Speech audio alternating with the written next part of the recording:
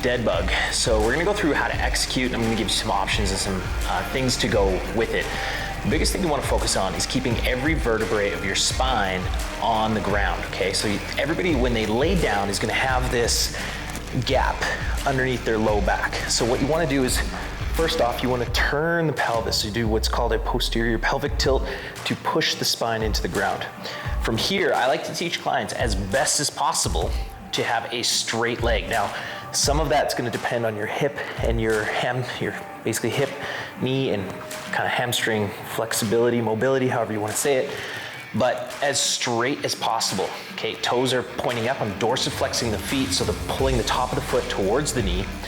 And what's gonna happen is when I do the dead bug, we're going through contralateral dead bug today, I'm extending my opposite arm and leg as far as I can without allowing my low back to arch off the floor. So I wanna keep it pressing into the floor.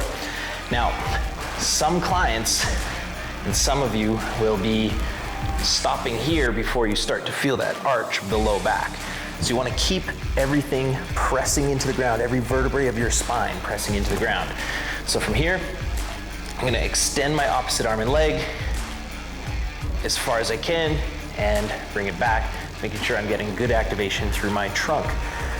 The other option is having a slight knee bend here. Same thing though, as I extend this leg, I'm gonna try and straighten that leg as much as I can, again, maintaining that spine pressing into the ground. So the alternative option is if you find maybe there's limited shoulder flexion and shoulder mobility, is just doing the legs. So again, keeping that knee bent, I still like to see that dorsiflexed foot, so pulling the top of the foot towards the knee and extending the opposite arm and leg. Maybe my arm stops here, leg goes a little further. Notice I start to shake a little bit, keeping the trunk engaged. So that's the dead bug, contralateral dead bug, opposite arm and leg. Great movement for warm up, for mobility, for trunk stability, and take it and go from there.